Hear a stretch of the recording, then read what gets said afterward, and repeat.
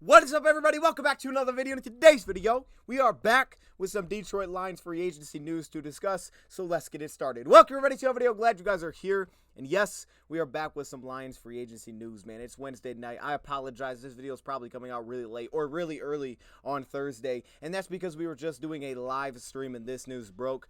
But I still wanted to put out a video just to break that news. And also on top of that, I also wanted to update some of these contracts that we now know of, and also a restructure to update the Detroit Lions salary cap look as much as we know. There's still some things that we don't know, but again, we can continue to update that to the best of our ability. So that's what we're going to do in today's video. But before we get to the salary cap side, let's talk about another signing for the Detroit Lions. The Detroit Lions reportedly are signing linebacker Jalen Reeves-Maybin. Now, I have not seen any details as to how long this is going to be, how much this is going to be. I would assume it's going to be a one-year deal, but I'm not really sure on this one. However, Jalen Reeves-Maybin, the former Detroit Lion, he was drafted by the Lions in 2017 as a fourth-round pick out of Tennessee. The same draft we also took Jarrad Davis is back.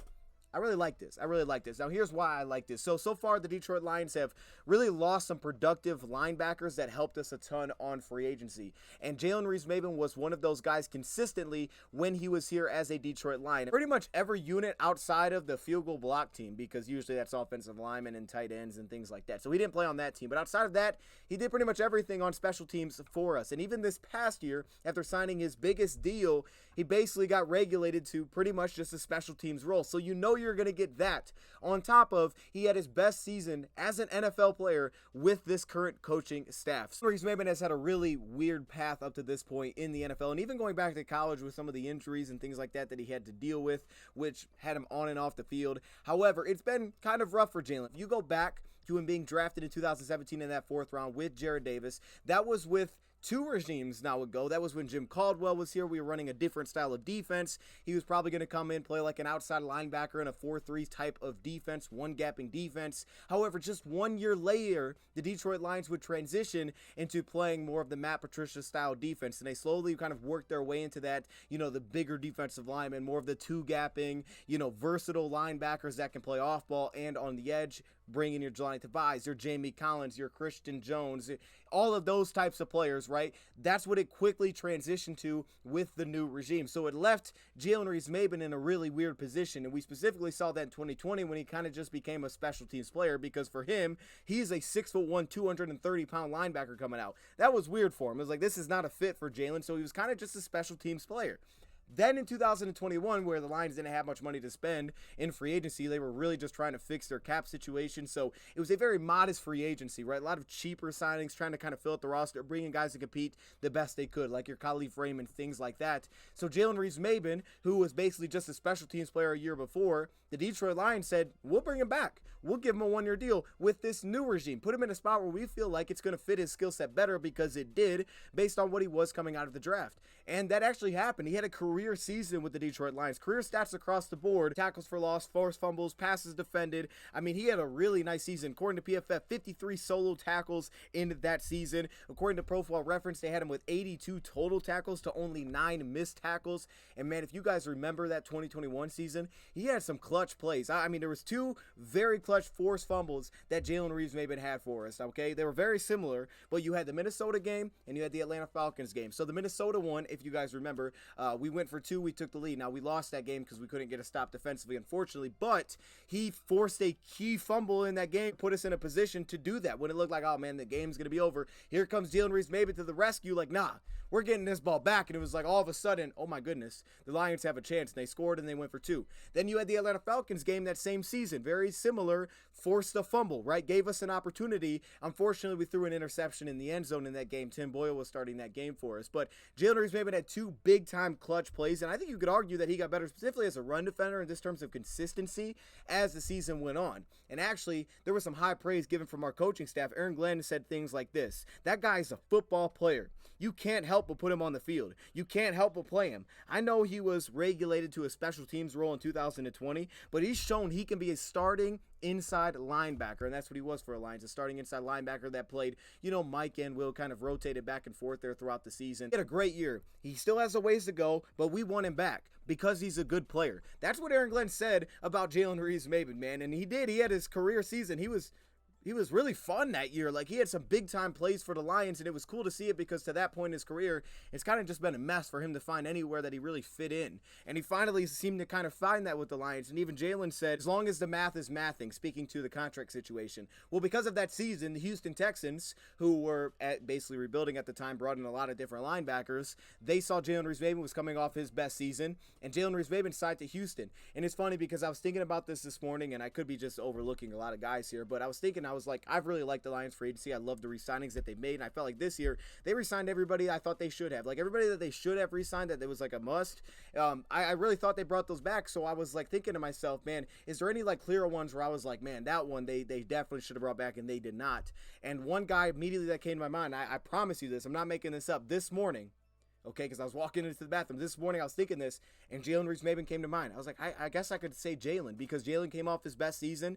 He's always been a big-time special teams player for us, and the Lions didn't bring him back.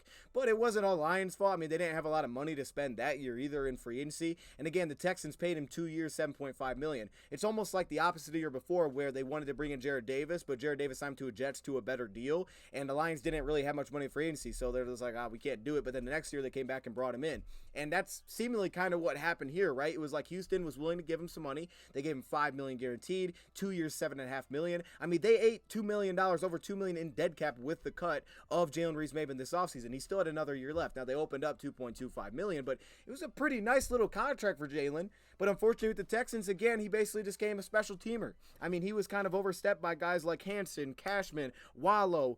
Apologize if I'm saying any of the names right, incorrect. Gruger Hill play alongside of a guy like Christian Kirksey. They also drafted Christian Harris. And with guys like Hanson, Cashman, Wallow, Christian Harris, of course, being a rookie, all under contract, I mean, it didn't really make a ton of sense to keep him around if you're Houston. And plus, again, he was just basically playing special teams. That's not to say it's not valuable, but for 2 years, $7.5 million for a cap hit that he had, which was over $4 million for this upcoming season, didn't make sense necessarily. But Detroit Lions reportedly are going out and signing him back. And this wasn't that long ago, cut right before free agency, about 15 days ago now, based on it just turned to the next day. But he's back, and that's one thing for sure, that if he does make the roster with the Lions, you know that you will get an impactful special teams player. PFF graded him at a 71.8 this past season with Houston, 388 total special team snaps, which was a huge jump from 2021 because he was playing more defensively with us, where he only had 117 special team snaps. He earned a 68.8 grade, 6 total tackles, 3 assisted tackles into that season with the Lions. So it became more of just a special teams player this past year with Houston. So if he does make the team, you know you're going to get that. But we also know that he had his best season with the Lions. He's still only 28 years old. Schematically speaking, it clearly fit the best for him here. And he's a guy that, because of the loss of Chris Board and some of these free agent linebackers that were so productive on special teams, again, the Lions had one of the best special teams unit. That's been their thing recently. It's been a calling card. One of the best special teams in the NFL. So you always want to add to that. And we've lost some critical pieces and crucial pieces, and now we may have gotten one of those back, especially if he can make the team. And again, clearly with Chris Board leaving, I think he can kind of fill that role immediately of the special teams impact, okay? Maybe not to the same level, but of a special teams impact, and then compete as like the more, athletic, outside will type of linebacker that maybe could compete for a specific role, right? When you think about who's currently under contract for the Detroit Lions, who was that backup linebacker to Melvin Rodriguez? Who is that? Is that guy on the roster right now?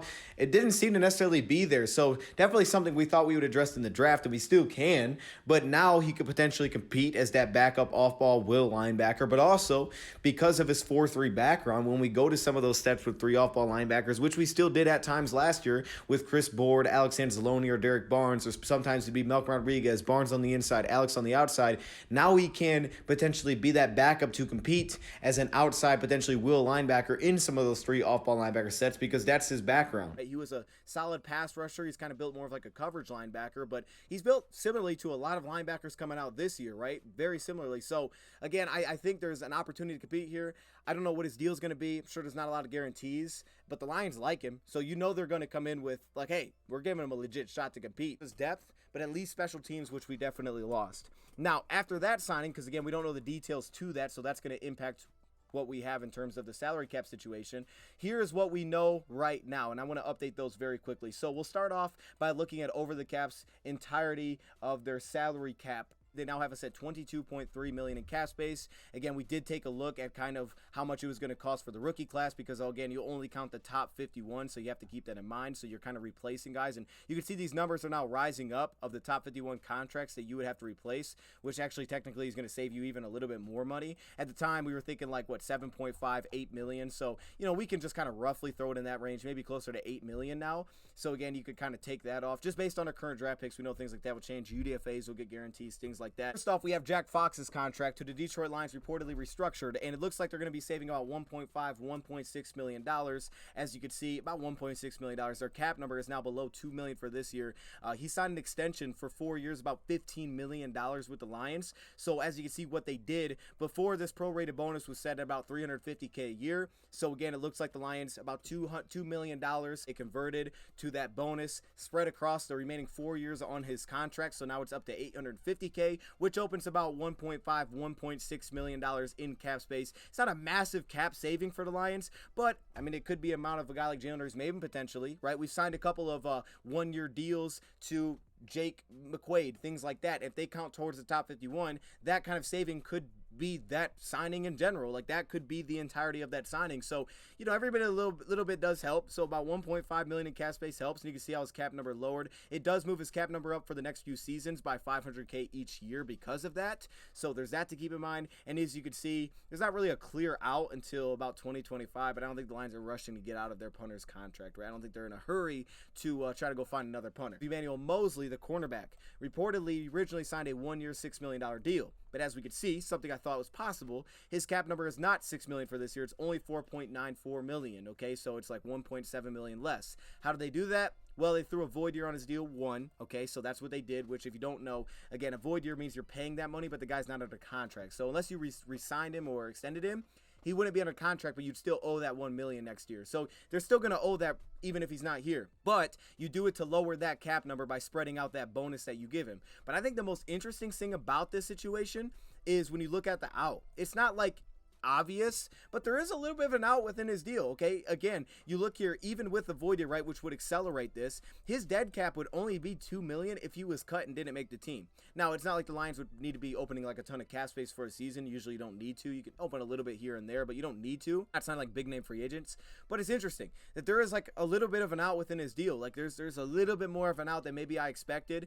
You could see $1 million per game roster bonus, but again, those things, like, they don't count unless they're actually on the roster. So there's a little bit of an out within his deal, as you see here. About $2.3 million be saved with $2 million in dead. I don't want to make too much of that. I don't think it's that important, but I think it is something to keep in mind because, again, it's only a 1-year deal, so this doesn't matter a ton for like down the road. But I think it's definitely something to keep in mind, considering that you know, there's gonna be a lot of competition with Jeff Okudah and Jerry Jacobs and guys like that. Like, we always talk about Jeff and Jerry, like, oh, are they going to make the team? Well, Emmanuel Mosley's got to come in and compete too. So there's like a little bit of an out within that deal. He's got to come in and beat those guys out. In fairness, he's got to come in, step into a new place, and beat those guys out. So there's still a little bit of an out there. Now, what we don't know about is Graham Glasgow. We don't know about C.J. Gardner-Johnson and his contract details. We don't know about Jalen Reeves-Maybin. So because of those, you know, those are two deals. Graham Glasgow was reported 1 year, $4 million. Gardner-Johnson reported 1 year, $8 million, so that's $12 million there, and then also Jalen Reeves-Maybin. Now, again, like we just saw with Mosley, sometimes those numbers aren't completely accurate, and also on top of that, you can throw void years, even if it is a 1 year deal, to open and lower that cap number. But if you think about it and you just basic sense, if you count those two, which is $12 million, you subtract that, now you're looking at about $12 million in cap space. Then we talked about the draft situation, how much you would have to have. So it's not a ton of cap space the Lions really have open, depending on how they set up those contracts. They're not going to have a ton of cap space. So that's just speaking to the DJ Chark thing. If they wanted to do that, maybe they'd have to open up a little bit more, heavily backload it. Something else may have to happen. But it's just something to keep in mind, is that there's not a ton of cap space, but it does depend on what those cap numbers are going to look like. And right now, we just don't know. With that being said, it's always kind of weird trying to backload 1 year deals because you're just going to have to throw a void year because there's no other years on his contract. So it's always a little bit more difficult in that sense. With that being said, though, welcome back Jalen Reeves-Maybin to the Lions. I'm happy he's back, man. I think he's one guy that actually earned a re-signing. It's just he got a nice deal elsewhere, and sometimes that's just simple as it is. Jalen was one of those guys that I think earned a re-signing at the time, but the Texans gave him some good money, and, you know, unfortunately it didn't work out, but now he's back with us, and I love that. With that being said, let me know your thoughts in the comments below. Thank you, Prop, for watching, and I'm out.